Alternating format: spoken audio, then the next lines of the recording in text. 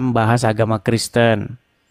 Contohnya siapa? Don Ditan, Irene Handono, Arie Untung, ya kan? Abdul Somad. Ya kalau saya sebutin sampai besok pagi nggak kelar-kelar. Nah, ketika orang Islam bahas agama Kristen, kami orang Kristen menjawab, menyanggah begitu. Nah, tetapi Ya kalau saya sebaliknya, begini ya, Mas, tetapi Mas sebaliknya, apa sih namanya?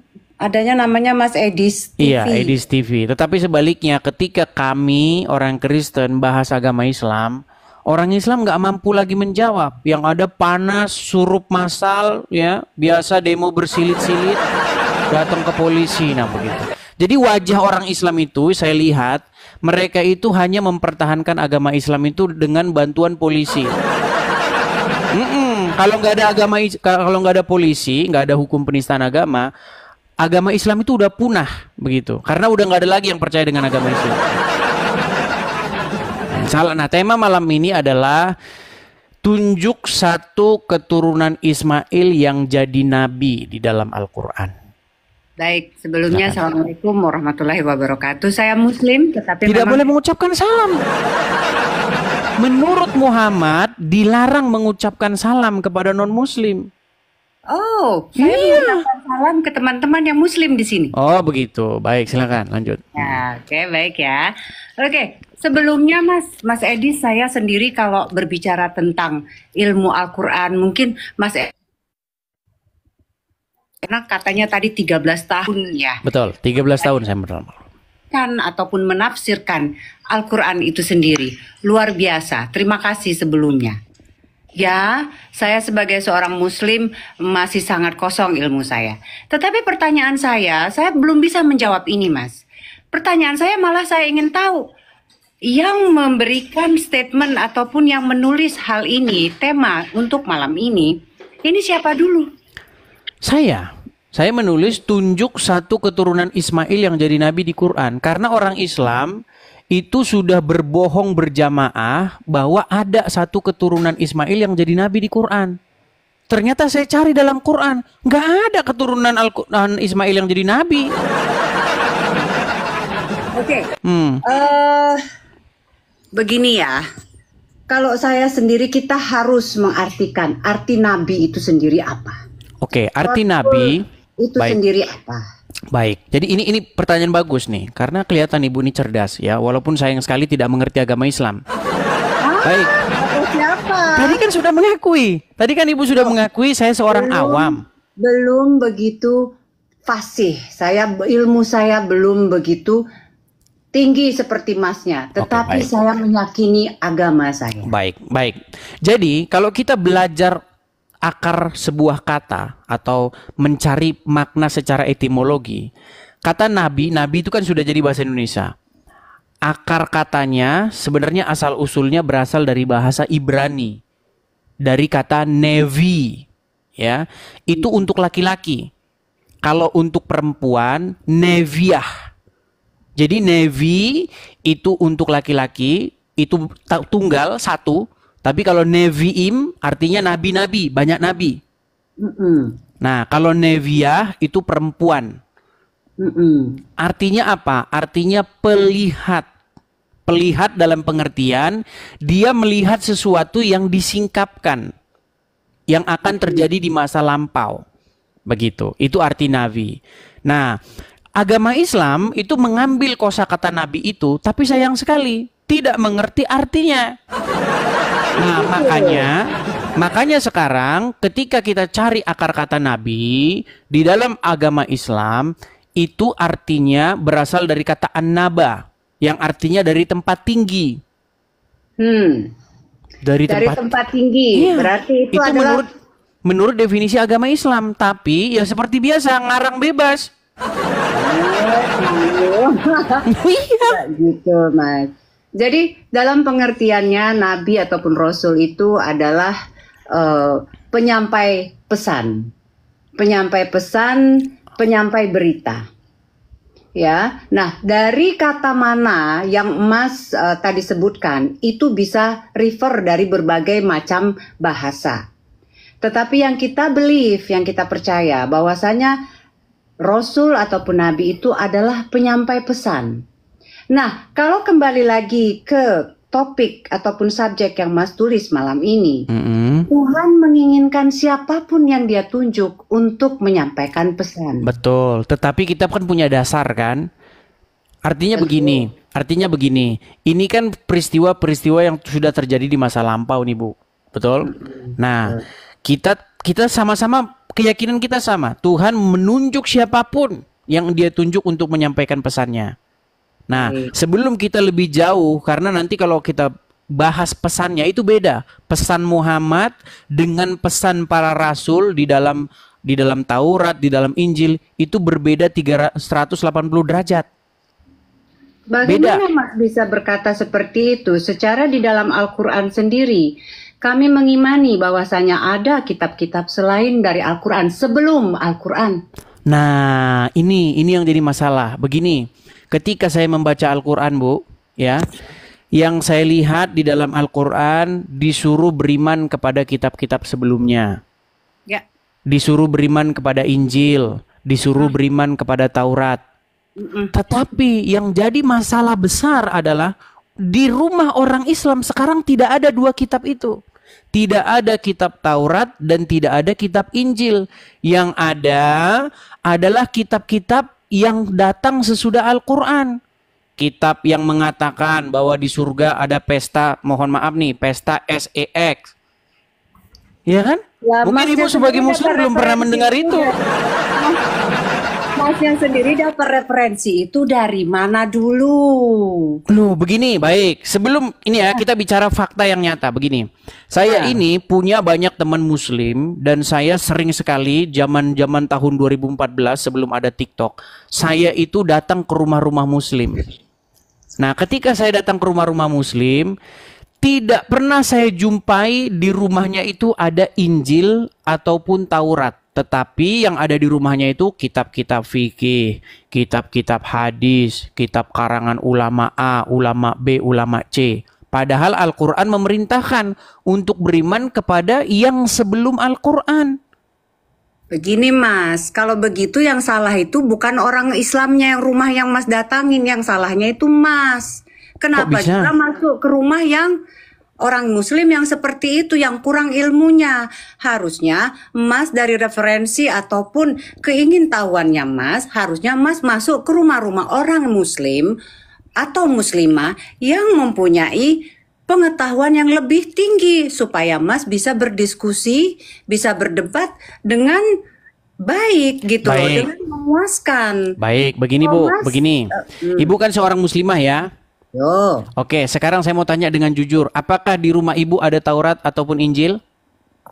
Kalau Injil, saya banyak saudara ya. Bukan, di rumah Ibu adakah Taurat dan Injil? Tidak ada. Tidak ada. Itu fakta nyata bahwasanya umat Muslim tidak menjalankan Al-Quran. Ini justru ini yang umat Muslim jalankan. Coba ya, Ibu mungkin belum pernah dengar ini, karena tadi kan. Nih. Tapi itu tidak usah diperdebatkan. Bukan, kita nggak berdebat, kita hanya sharing saja, sharing. Inilah yang dipercaya oleh umat Muslim. Lihat ya, kitab ini yang dipercaya umat Muslim. Nih, dalam rumah orang Islam yang ada kitab tadi, Tamasya ke surga, kitab Syekh ini, kitab Syekh itu. Coba di rumah umat Muslim ada Taurat dan Injil. Pasti umat Muslim tidak seperti yang tadi itu. Mas Edi, sepertinya saya salah ya. Saya salah masuk ke room karena the way saya untuk berdebat, mencari sesama sharing dan inspirasi ya dalam perdebatan yang membuahkan hasil yang baik itu, referensi saya bukan dengan ustadz-ustadz yang membicarakan hal-hal yang sangat fisik manusiawi kayak gitu. Ya, ini kan sangat fisik ya bentuknya ya, dari yang tadi dimainkan ya recordingnya ya. Ya, itu sangat fisik dan tidak ada namanya di surga itu kita bermain fisik lagi. Kita sudah menjadi ruh pada saat kita di surga. Salah, Bu. Mau saya tunjukkan dasarnya dalam Al-Quran? Tidak. Mau saya tunjukkan dasarnya? Jadi pada saat kita sudah di surga, kita sudah bukan lagi berbentuk fisik. Sudah tidak ada jasad kita. Kita kembali lagi ke ruh. Itu paham Kristen, Bu. Loh, itu paham saya Muslim. Di dalam Islam bukan itu. Baik, saya tunjukkan ayatnya. Itu ada di dalam Quran, surat nih. Ini nama suratnya ya. Di dalam Quran tertulis nih, dalam surat An-Naba, ini surat An-Naba ya. Ya, waqaiba atroban. Ya, coba ini sebentar saya balikkan kamera saya biar kelihatan jelas penuh. Sebentar ya, Bu ya. Nih, saya balikkan. Lihat itu.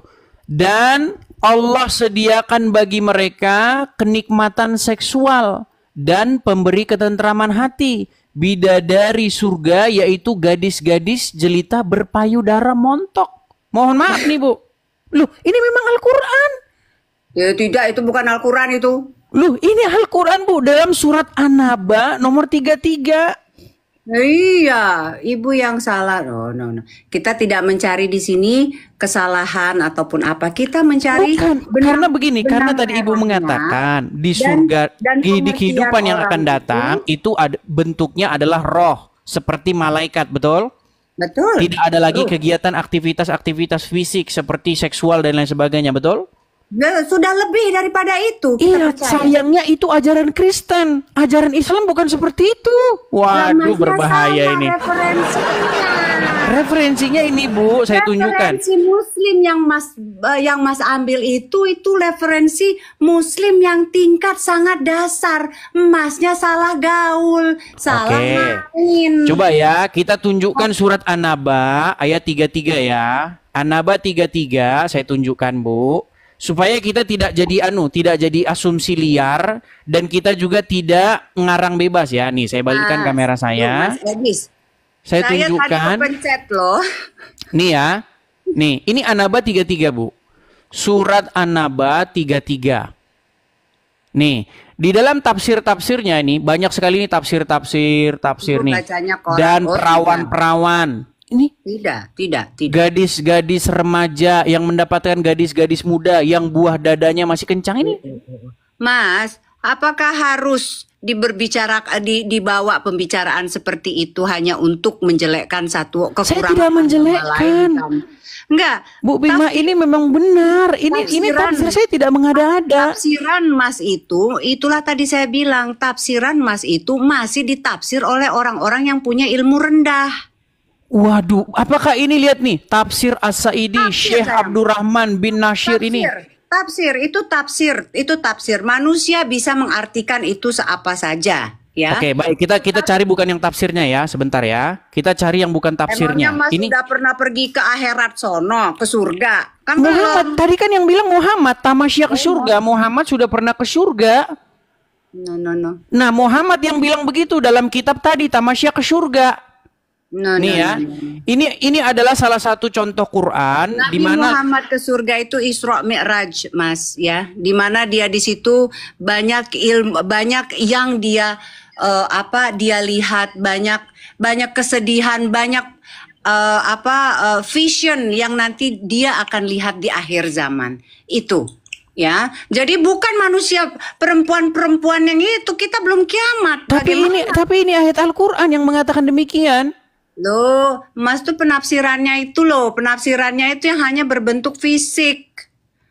Gitu. Ini bukan penafsiran saya tidak pernah menafsirkan ini. Berat. Loh, ini bukan penafsiran saya loh, lihat nih. Nih, ini ayat Qur'annya. Ini isi Quran, Bu. Ibu nggak mau kalah. Iya. Bukan saya nggak mau kalah. Saya bukan nggak mau kalah. Saya sebagai seorang Muslim memahami bahwasanya memang ada perkataan seperti itu, tetapi itu secara syariat. Coba ya, ini tafsir tahlili. Lalu diterangkan pula bahwa di dalam surga itu terdapat pula banyak bidadari yang cantik, montok. Nih, terus tafsir wajiz.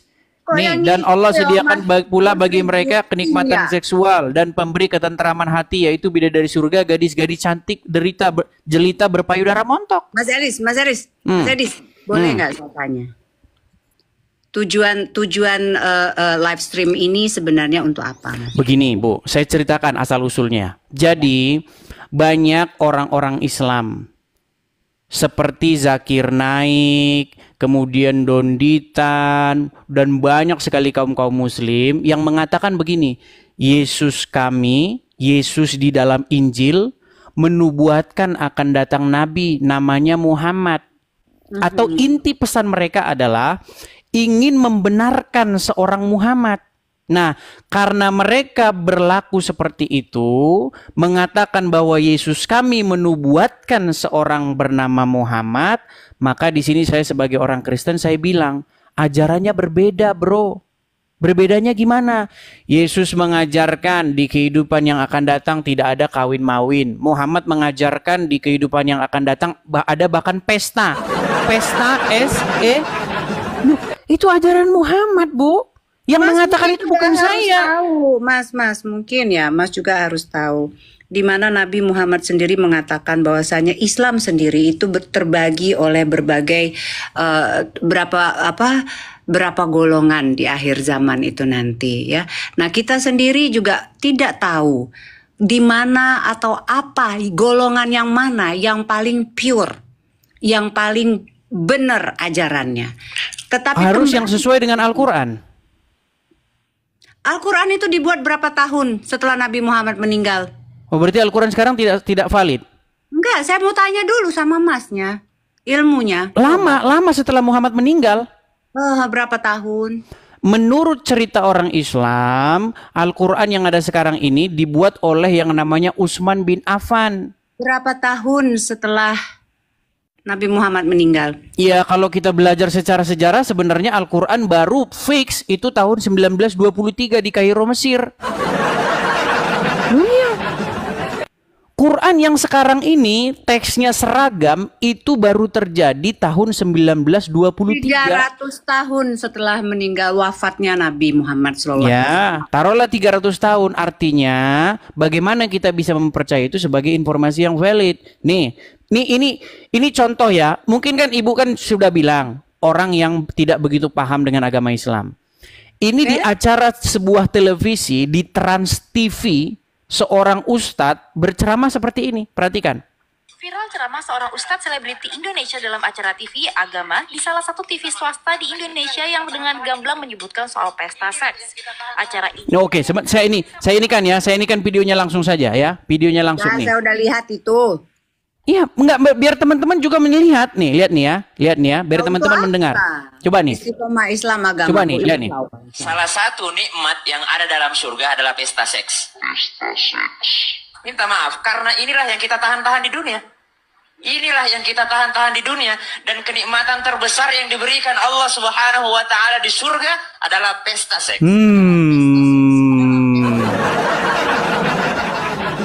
Itulah ajaran agama Islam. Ya, betul. 73 atau 73 ya? 72 bidadari. Itulah kenapa banyak jihadis. Ngapain ngomongin bidadari nanti? Di dunia aja udah banyak bidadari. Nah, itulah makanya saya bilang ajaran Islam, Bu. Ya, shalom bagi kita semua. Terima kasih sudah menonton video ini dan kiranya video ini bisa menjadi pelajaran bagi kita semua, teman-teman ya. Dan terlebih-lebih untuk menyadarkan serta mencerdaskan saudara-saudara kita para polemikus supaya mereka bisa berhenti dan menyadari bahwa apa yang mereka fitnahkan kepada Kristen selama ini di dalam channel YouTube mereka di berbagai platform media sosial, maka itu tidak benar ketika dibongkar oleh Edis tentang sejarah agama mereka, faktanya dan isi kitab suci mereka, maka mereka tidak bisa membantah secara argumen, teman-teman. Maka ketika mereka naik ke Komal Edis, maka yang terjadi adalah marah-marah. Nah, teman-teman, kita melihat ya bagaimana diskusi tadi saudara Edis dengan Ibu Bima itu ya. Ketika mereka membahas banyak hal tentang agama, maka Ibu Bima itu justru dia menyetujui apa yang disampaikan oleh Edis TV. Dan justru juga dia menolak beberapa ceramah oknum-oknum ustadz yang memang membicarakan seks misalnya lah dalam ceramah-ceramah mereka. Dan juga ada ustazah di mana juga dia mengatakan dalam ceramahnya bahwa ya di surga nanti ya demikian. Nah, teman-teman, inilah hal-hal yang perlu disadarkan kepada mereka supaya mereka menyadarkan, dan benar apa yang dikatakan Ibu Bima itu, bahwa justru nanti kalau kita mati, kita itu nanti tidak ada lagi yang namanya seks setelah kematian, karena di surga itu nanti itu bukan fisik lagi, melainkan kita dalam bentuk roh. Nah, justru pemahaman Kristen yang dibawa oleh Ibu Bima ini kepada Edis, makanya Edis membantah bahwa itu ajaran Kristen, ajaran kalian tidak demikian. Nah, teman-teman, ini yang perlu kita pahami. Kalau masih ada yang ragu, yang mungkin bingung, dan juga mungkin masih penasaran terkait data-data yang disampaikan oleh Edis TV, silahkan selidiki kebenarannya. Silahkan cek cross apakah benar yang disampaikan oleh Edis, dan coba dibaca tafsirannya. Kalau perlu ya nggak usah lari ke tafsiran, karena tafsiran itu bisa saja itu lari dari literalnya, teman-teman ya. Nah, jadi alangkah baiknya terjemahan-terjemahan yang sudah disediakan itu justru cukup bagus untuk dipahami dan dimengerti. Cukup sampai di situ menurut saya ya, karena diterjemahkan dalam bahasa Indonesia yang baik ya dan benar menurut saya, dan itu tidak perlu tafsiran menurut saya. Nah, tapi kalau menurut teman-teman itu mungkin cek tafsirannya, beberapa tafsiran, ya silakan saja. Nah, jadi si Edis tadi itu sudah memunculkan beberapa tafsiran, dan justru Ibu Bima itu tidak berterima atau tidak terima terkait data-data yang disampaikan oleh Edis. Dalam bahasa halusnya, memang dia menolak semua data-data yang ditampilkan, disajikan oleh Edis TV. Nah, teman-teman, itu yang perlu saya sampaikan kepada kita semua, dan kiranya menambah wawasan dan teredukasi semua yang menonton video ini. Terima kasih, Tuhan Yesus memberkati kita semua. Shalom.